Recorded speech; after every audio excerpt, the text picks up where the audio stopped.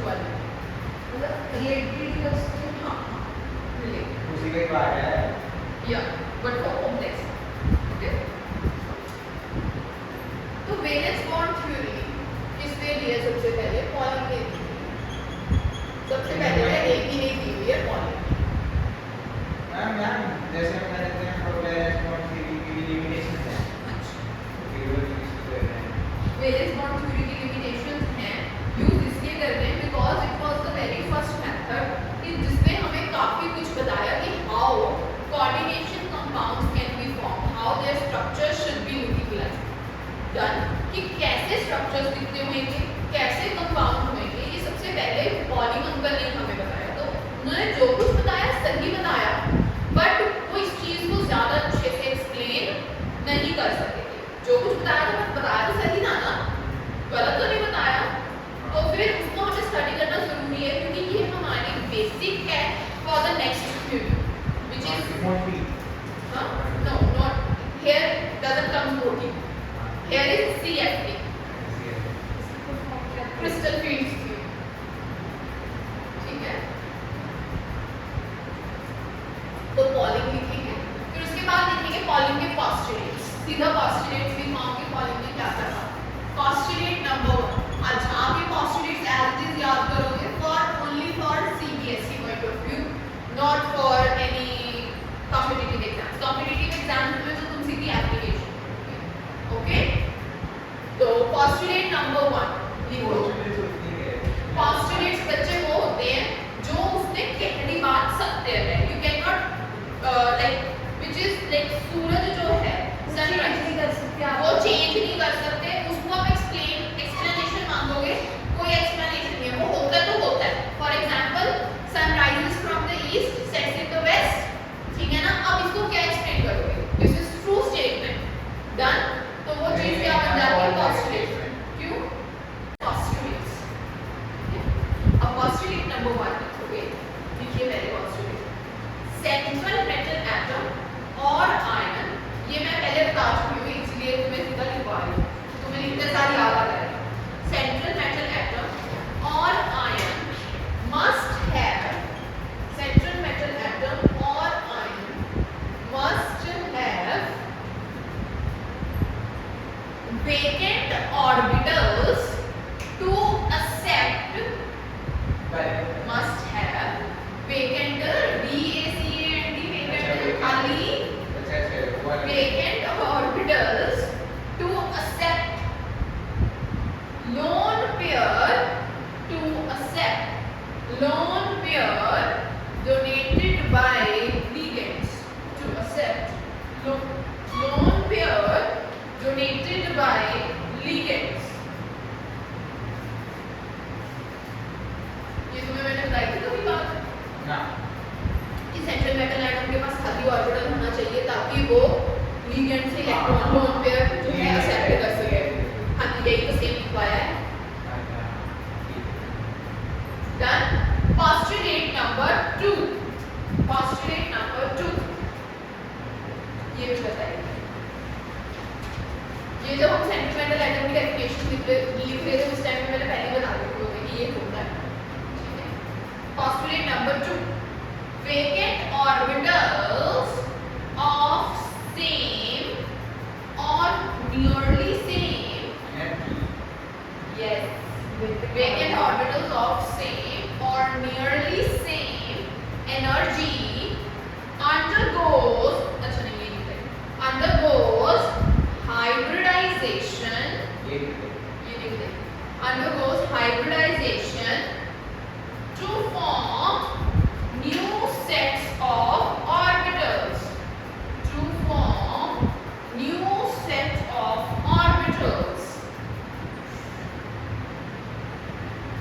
मुझे ऐसे तो रिलेटेड की थी ऑर्गेनिक रिलेटेड ऑर्गेनिक और सॉरी केमिकल बॉन्डिंग में तुम कर चुके हो ये वाला पॉइंट। क्या होता है कि सपोज तुम्हारे पास d ऑर्बिटल है, ठीक है, ये सारे ऑर्बिटल्स क्या करेंगे एक सेम एनर्जी लेवल पे आ जाएंगे, मतलब इन सारे ऑर्बिटल्स की एनर्जी क्या हो जाएगी? सेम हो जाएगी और वो बैलेंस जैसे बनेंगे, वो बैलेंस जैसे छोटी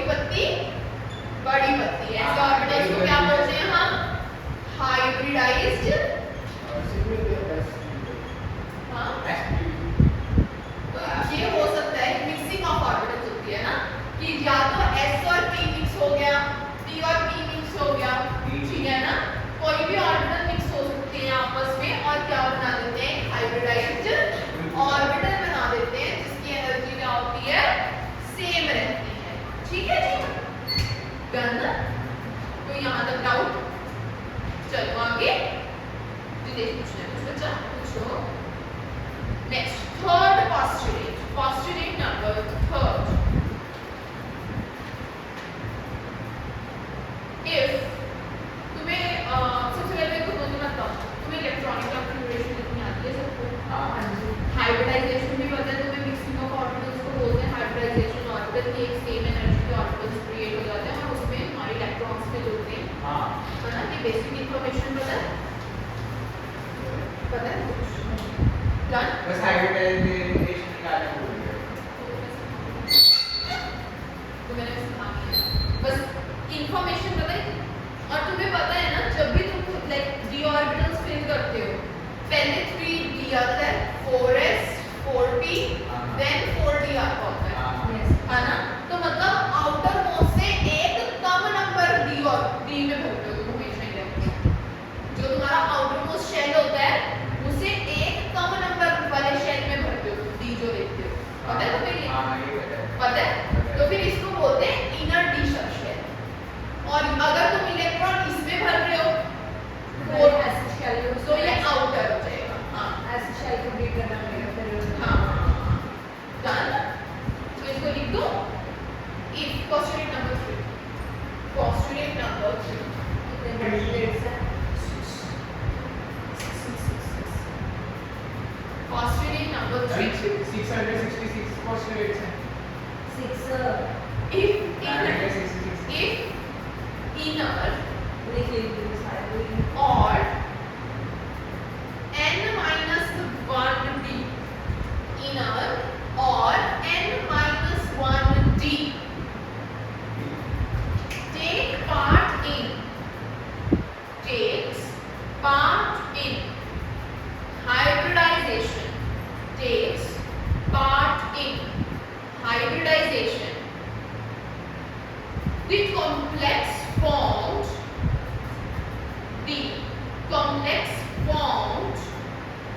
is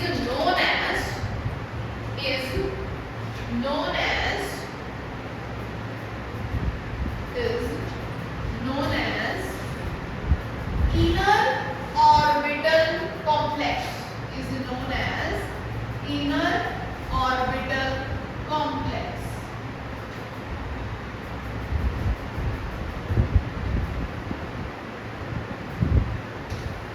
तो बेटा ये मैंने बनाया 3D, ये बनाया 4S, ये बनाया 4P, ये बनाया 4D, ठीक है।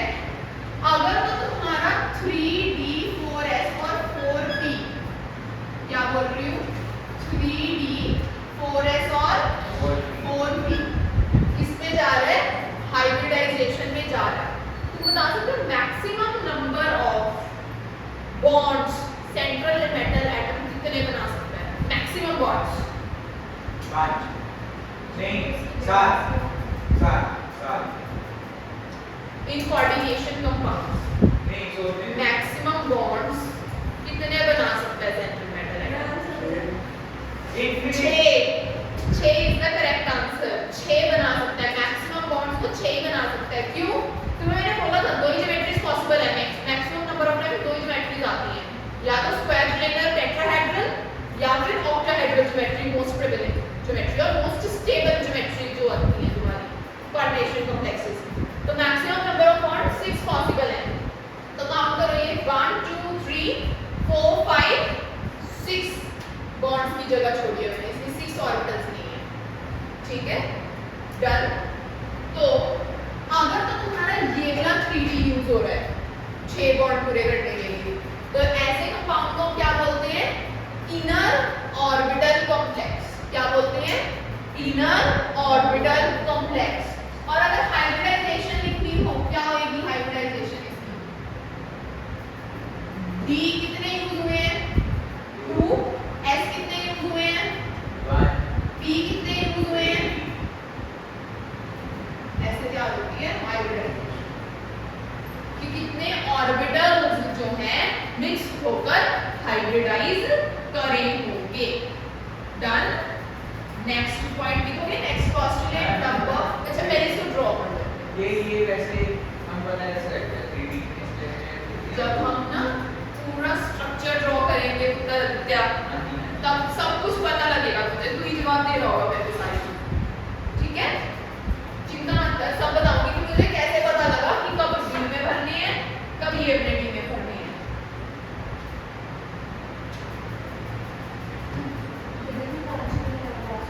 लास्ट में 5 डी है, डी मींस 5 है ना। मैं पर 4D जो पता था 5S की पढ़ते हैं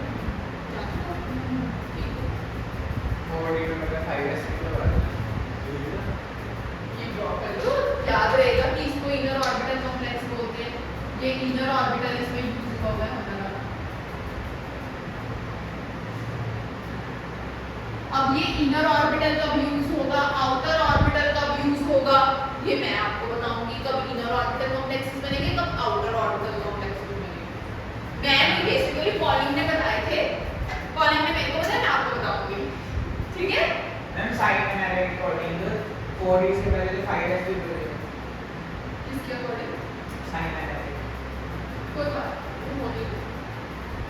वो मैं पूरा करके बताऊंगी, जब हम करेंगे ना तब आप देखना कैसे यूज। डन। क्योंकि वो भी होगी एक बार इनर ऑर्बिटल हो गया। हाँ, क्योंकि वो इनर ऑर्बिटल कॉम्प्लेक्स पड़ेगा। अब हम देखेंगे ना कब जब ऐसा आउटर में वो तब ना जब वहां तक इलेक्ट्रॉन्स पहुंच रहे हैं। ठीक है ना, मैं दिखाऊंगी तो शांति रख, सारे तरीके के कॉम्प्लेक्सेस ड्रॉ करवाऊंगी। तेरे में डाउट यही है ना कि मैं बीच में 5s आना चाहिए था। तो 5s तो आएगा जब इलेक्ट्रॉनिक कॉन्फ़िगरेशन पे इलेक्ट्रॉन पड़े हुए होंगे। हम तो खुद पैदा करके यूज कर रहे हैं उनको। कि क्या हुआ क्या कि तुम एक घर में पहुंचे, क्या हुआ, आदित्य एक घर में पहुंचा। ठीक है, उसका नाम है 4, घर का नंबर क्या है 4। ठीक है, उसमें S का कमरा है, E का कमरा है और D का कमरा है। ठीक है, बाई चांस जो थर्ड घर था वो पूरा भरा हुआ। ठीक, आदित्य ने S का कमरा यूज किया, E का कमरा यूज किया। अब मेरे को ये बताओ, वो खुद ब खुद यूज कर रहा है ना कमरे, आदित्य अलॉट कर रहा है ना कमरे को, कि कोई मतलब पहले 4 पूरा भरा फिर 5 के पास जाओगे, ऐसा तो नहीं कर रहे। आदित्य अपनी मर्जी से कमरे अलॉट कर रहा है। ठीक है, तो आदित्य तूने क्या करा, तू नया घर थोड़ी खुलवाएगा जब तेरे पास डी ऑर्बिटल, डी वाला कमरा पूरा खाली पड़ा है। तू नया घर खुलवाएगा जाके कि डी के कमरे खोलेगा। तो डी ऐसे यूज होगा ना कि तुम 5 पे पहले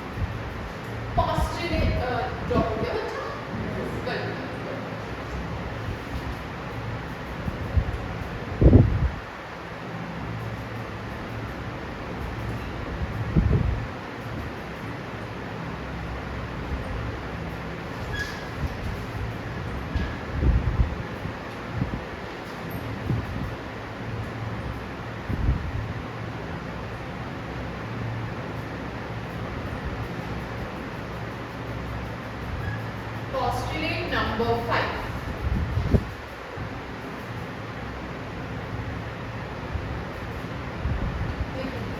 Outer orbital complexes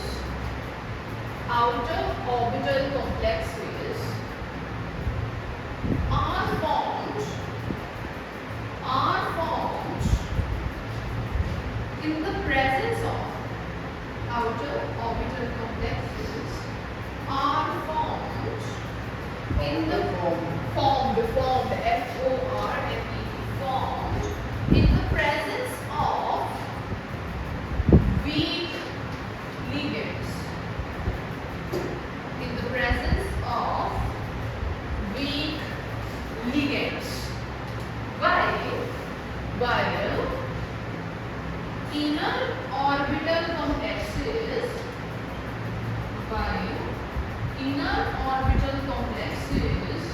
are formed in the presence of strong ligands. In the presence of strong ligands.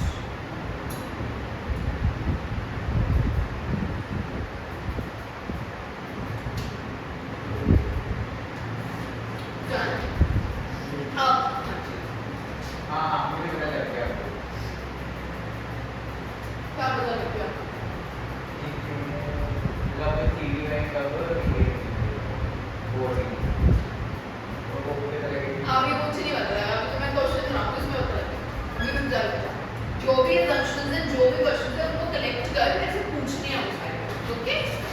चिंता नहीं करनी। अभी लिखवा रही हूँ सिर्फ क्योंकि थोड़ी थ्योरी लिखवानी जरूरी है क्योंकि पेपर में भी लिख के आओगे अगर postulates पूछ ले by chance। Done? Now question तुम्हारे लिए ये होना चाहिए था कि मैम हमें कैसे समझना आएगा कौन weak कौन strong। पता है तुम्हें कौन सा strong ligand होता है कौन सा weak ligand होता है हर सिमिलर? पता है? फिर पूछा क्यों नहीं मैम कौन सा होता है कौन सा नहीं? लिखो लिखो जल्दी लिखो।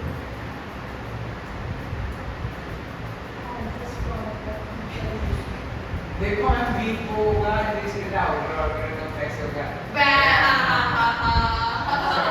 कि मैम जो सा आउटर ऑर्बिटल कॉम्प्लेक्स बना रहा होगा वो वीक, जो इंटर बना रहा होगा वो स्ट्रांग है। बेटा ये कॉम्प्लेक्स ही तूने बनाने हैं लिगेंड देख देख के, तब क्या करेगा? सो इसका हमें आंसर दिया हुआ है स्पेक्ट्रोकेमिकल सीरीज। इसमें यहाँ पे बेटा आपके पॉस्टुलेट्स खत्म होते हैं। मुझे इसके बाद एक टॉपिक करवाना है छोटा सा। एक पॉइंट वैसे और रहता है बट मेरे को उस पोस्टुलेट 5 को जस्टिफाई करने के लिए एक छोटा सा स्पेक्ट्रोकेमिकल सीरीज और कराना पड़ेगा। पोस्टुलेट 6 अभी रहता है, ठीक है? मैं पोस्टुलेट 5 में एक चीज बता रही हूँ जो है स्पेक्ट्रोकेमिकल सीरीज, जो हमें बताती है कि लिगेंड स्ट्रांग है कि वीक है, ठीक है? तो आप लिखो स्पेक्ट्रोकेमिकल सीरीज 6 के बाद पहले ये लिखो, ठीक है? पर जब अगर तुम्हें एग्जाम में लिख के आना सपोज पोस्टुलेट नंबर 5 तुम इतना ही लिख कर आओगे, ये इंक्लूड नहीं करोगे। This is for your knowledge, okay? तो इसको तुम नोट बना के लिखो स्टार, पर ये पेपर में अलग से आती है कि what is this spectrochemical series.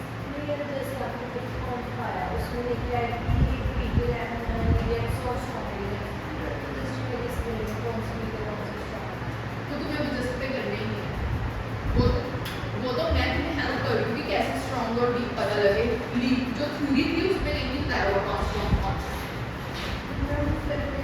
ये एग्जाम में तुमने तो ड्रॉ करने होते हैं, तुम्हें तो एग्जाम में क्वेश्चन आएंगे, तुमने तो उसको आंसर करना होगा। बट जो एक्चुअल थ्योरी थी उसने कभी नहीं बताया हमें कौन स्ट्रांग होगा कौन वीक होगा। वही तो ड्रॉबैक है इस थ्योरी का कि ये स्ट्रांग और वीक बताता ही नहीं है। ये बता दिया इसने कि आउटर वीक वाले बनाएंगे, इनर स्ट्रांग वाले बनाएंगे।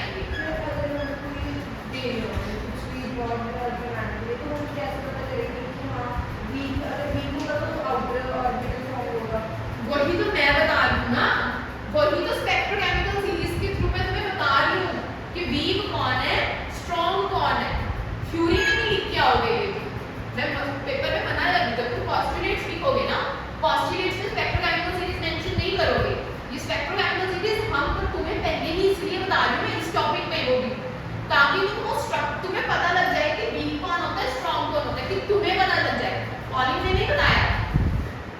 ठीक है, तुम्हें बताया जा रहा है। तो लिखेंगे अरे ये लिगेंड, किसने दी? जिस फैक्ट के अपन इस बात में, ठीक है, ligands are arranged in a series according to their strengths, according to their strength Ligands are arranged in a series according to their strength known as spectrochemical series. Strength of donation basically, कि कितने अच्छे से कोई चीज donate कर सकते हैं, ठीक है, is known as spectrochemical series.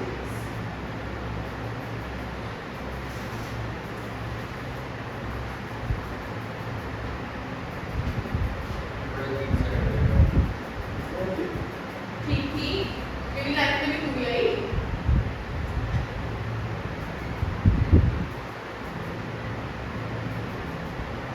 Electrochemical product में स्पेक्ट्रोकेमिकल कंप्यूटर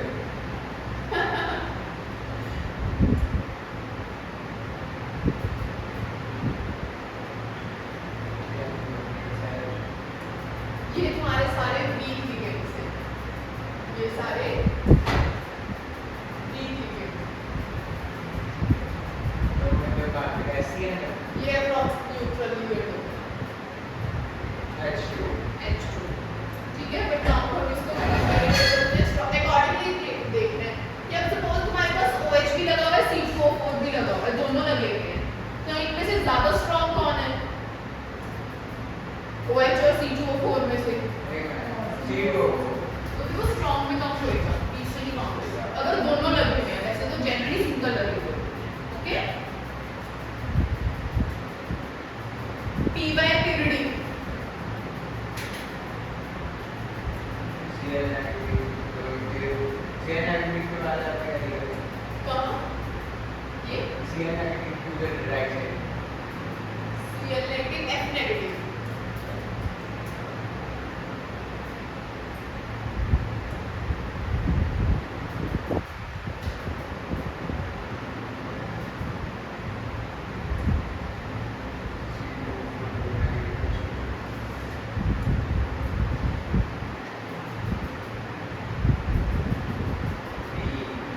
ये पता कैसे लगा ये एक और तरीका है बेटा, चेक तो ये अपने आप ही बता दी कि मान लीजिए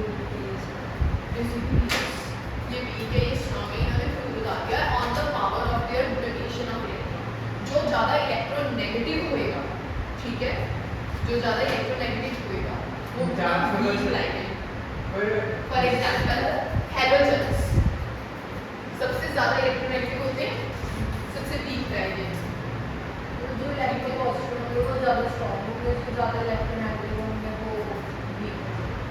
तभी मैंने बता दिया जिसमें तुम्हारा हैलोजन डोनर है वो वीक लिगेंड, ऑक्सीजन डोनर है वो उससे स्ट्रॉन्ग लिगेंड, अगर नाइट्रोजन डोनर नाइट्रोजन डोनेट कर रहा है, ठीक है, इलेक्ट्रॉन पेयर, तो वो उससे ज्यादा स्ट्रॉन्ग लिगेंड, और सबसे स्ट्रॉन्ग लिगेंड अगर कार्बन डोनेट कर रहा है, ओके।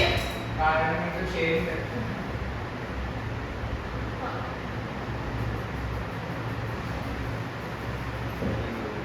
डन, ये क्या है आपको याद हम मॉलिक्यूल हैं क्या लिगेंड और भी बहुत होते हैं, तुम्हारे नॉर्मली ये यूज होंगे, अगर इसके अलावा कोई और आता है लिगेंड चेक करना कि इनमें से कोई डोनेशन कर रहा है तो इसके बेसिस पे चेक हो जाएगा, अगर इनमें से भी कोई नहीं आ रहा है तो मेरे पास आ जाना, मैं आपको बताऊंगा, ठीक है जी। एग्जाम में तो बस ये ही आएंगे, इसके एक्स्ट्रा जो है अगर कोई आगे तो मुझे बताया, अगर कोई हाँ स्ट्रॉन्ग है तो पोस्टुलेट नंबर 6, मैम ये हाइड्रोजन अगर ये किसी से अगर तो तुम्हारा हैलोजन डोनर एटम है, मतलब हैलोजन लगा हुआ है लिगेंड के साथ जो डोनेट कर रहा है तो वो वीक लिगेंड होगा, अगर ऑक्सीजन डोनर एटम होएगा, मतलब सेकंड लेवल में सपोज ऑक्सीलेटर में ऑक्सीजन डोनर एटम होता है तो वो वीक होगा, उससे स्ट्रॉन्ग लिगेंड कौन सा होगा जिसमें नाइट्रोजन डोनर एटम होगा, जिसमें नाइट्रोजन डोनेट कर रहा होगा, और उससे भी वीक लिगेंड स्ट्रॉन्ग लिगेंड कौन होगा जिसमें कार्बन डोनर होगा, उससे उससे स्ट्रॉन्ग बस ये तुम ऐसे लगा सकते हो कि इलेक्ट्रोनेगेटिविटी के ऑर्डर पे लगाया, जनरली यही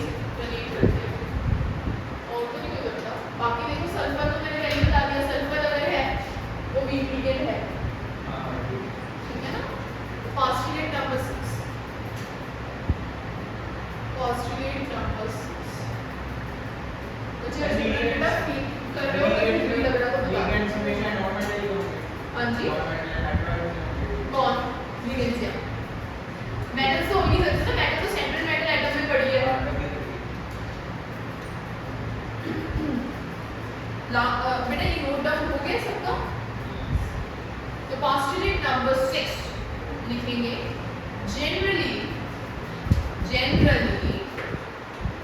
complexes are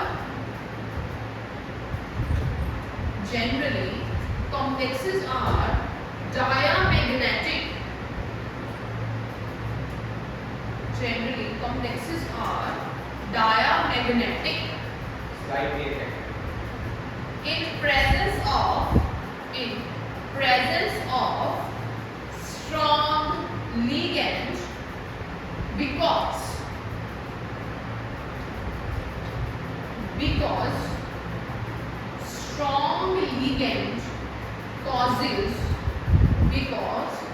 strong ligand causes pairing of electrons.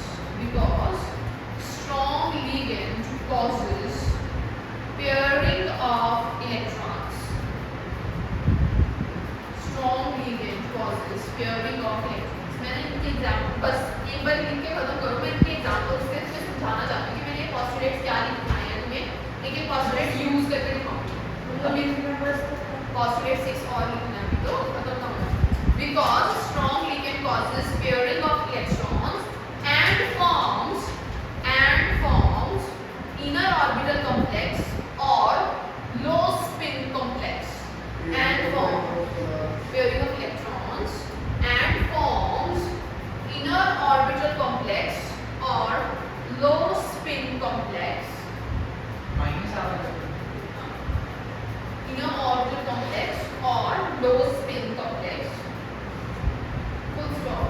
But in low spin complex, but in presence of weak ligands,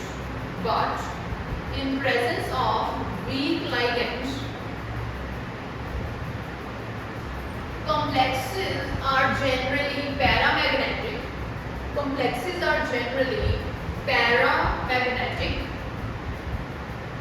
because weak ligands paramagnetic because weak ligands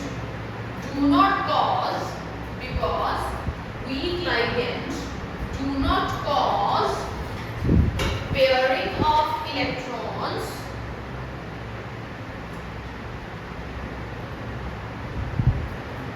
and forms outer orbital complex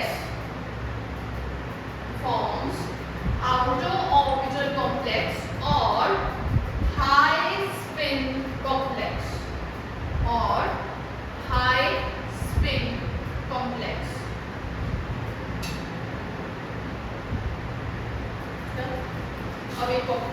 अब आया काम से. बस नहीं, अभी ये सारे use तो करेंगे. एक एग्जांपल देखो, सारे इधर देखो.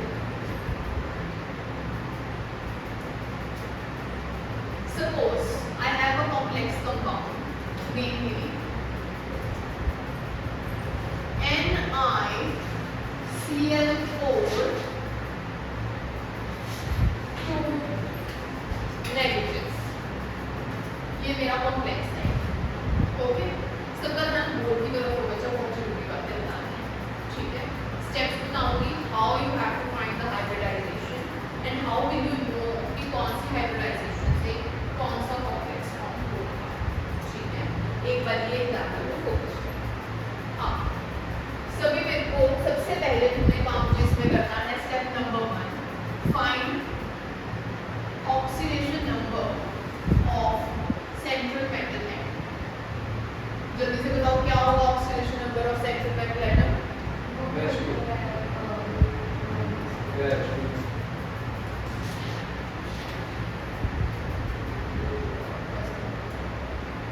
आगे तो जल्दी से second point, general electronic configuration of निकल. निकल में एटॉमिक नंबर कितना होता है?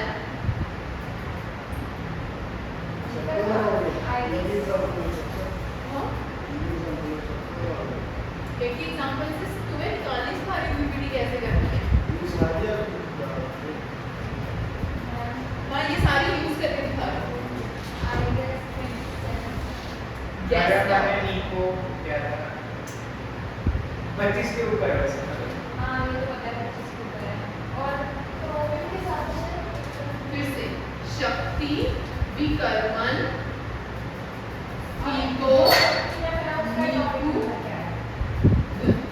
हाँ, SC है उसका टॉपिक। 21, 22, 23, 24, 25, 26, 27, 28, 29. Done? ड्राइंग में तो फिर भी इजी So, atomic number निकलना कितना होता है? 28. Done? इसकी इलेक्ट्रॉनिक कॉन्फ़िगरेशन क्या होती है बच्चा? रुक जाओ। 38 आगे 38 Argon 18, 4s2 38 4s2, 3d, यही होती है। हमारे पास तो कौन सा है? निकल का ऑक्सीडेशन स्टेट कितनी निकाली है तुमने अभी अभी? 2। तो फिर थर्ड स्टेप में आप इसकी ऑक्सीडेशन स्टेट लिखोगे निकल 2 पॉजिटिव। ये रख कर होना चाहिए तो। अब ऑक्सीडेशन स्टेट किसकी लिखोगे बच्चे? निकल 2 पॉजिटिव। बता सकते हैं ग्राउंड इलेक्ट्रॉनिक कॉन्फ़िगरेशन ऑफ निकल 2 पॉजिटिव? हां AR18 38 चाहे ऊपर लिखो आगे नहीं नीचे नीचे कोई फर्क नहीं पड़ता। 3d8 4s0 हां am I right? यस तो अगर मैंने अब इसके ऑर्बिटल्स बनाने हैं तो वो कैसे बनाऊंगी? हर सेकंड पर 3d का ऑर्बिटल बनाऊंगी इसमें और 4s का बनाऊंगी, 4d का भी बना दूंगी, 4d का भी बना दूंगी। चेक करो।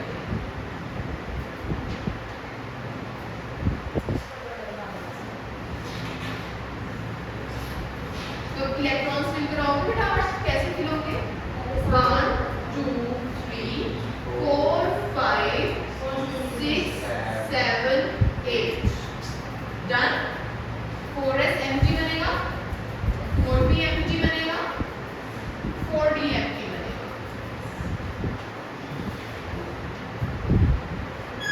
डन जी। अब मुझे तुम में से कोई ये बता सकता है जो तुम्हारा Cl है, 4th पॉइंट में तुमने क्या करना है? ये Cl एक स्ट्रॉन्ग लिगेंड है, वीक लिगेंड है। अगर Cl तुम्हारा एक वीक फील्ड लिगेंड है, Cl week ligand does not allow pairing, does not allow pairing, मतलब यहाँ पर पेयरिंग अलाउड नहीं है। पेयरिंग अलाउड नहीं है का मतलब समझेंगे सभी, इधर सुने। अगर मेरे को पेयरिंग अलाउड होती ना बेटा, मेरी तरफ देखो, लिखना बाद में सीख लो। अगर पेयरिंग अलाउड होती तो ये यहाँ से जंप करके यहाँ चला जाता इलेक्ट्रॉन, पर है नहीं, तो ये इलेक्ट्रॉन्स को हम टच भी नहीं कर सकते। ठीक है, मैंने कितने Cl इंट्रोड्यूस करने हैं इसमें? अच्छा कहाँ कहाँ डाल सकती हूँ मैं Cl? और 4।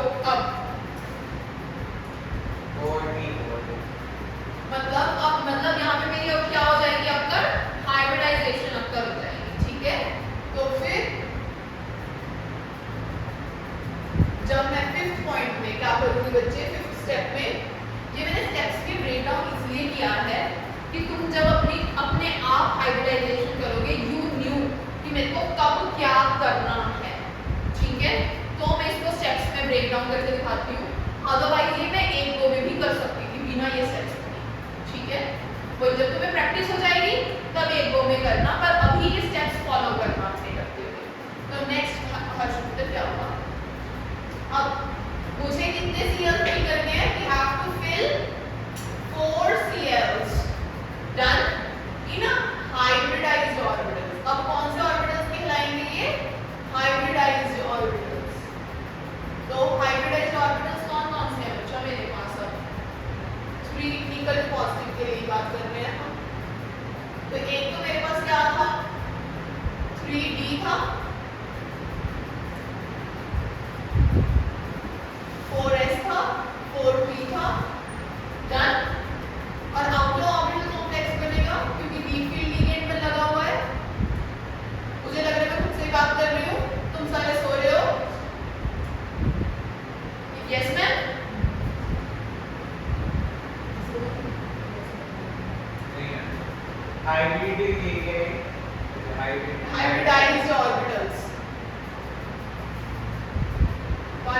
3 4 5 6 7 8 अब इसको मैं टच नहीं कर सकती हूँ क्योंकि मेरा लिगेंड कैसा है, वीक लिगेंड है।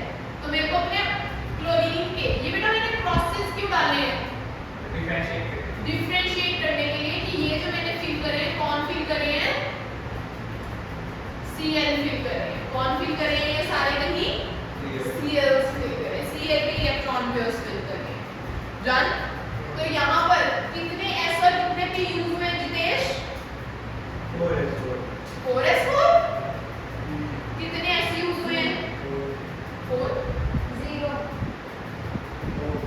क्वेश्चन तुमसे ये है कि तुम्हारे पास हाइब्रिडाइजेशन इतनी चाहते हो मैं इसकी,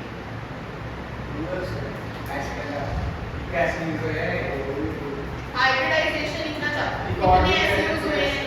एक S यूज हुआ है। P कितने, P के कितने ऑर्बिटल्स यूज हुए हैं? तो हाइब्रिडाइजेशन क्या बन गई? sp3। sp3 हाइब्रिडाइजेशन कौन सी होती है? ज्योमेट्री याद है sp3 की? टेट्राहेड्रल। ज्योमेट्री क्या है?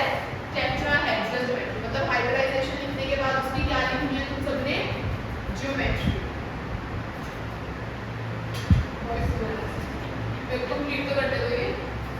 ज्योमेट्री क्या आएगी? टेट्राहेड्रल। बस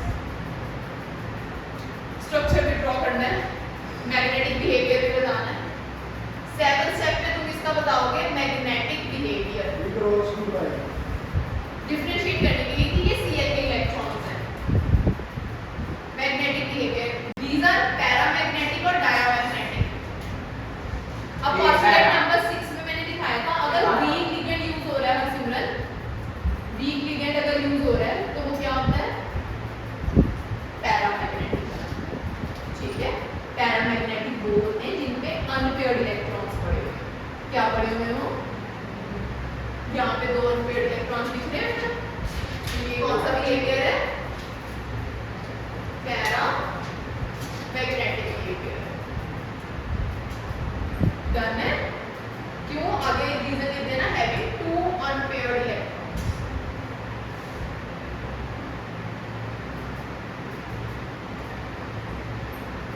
एंड में स्ट्रक्चर ड्रॉ कर देना। स्ट्रक्चर जब तक पूछा ना जाए तब तक ड्रॉ नहीं करना, बट मैं ड्रॉ करके देखूंगी।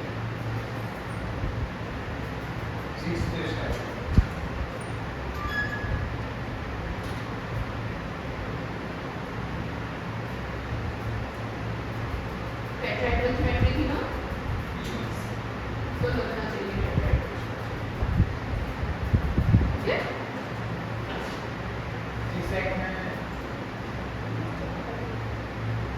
कितने स्टेप्स हैं?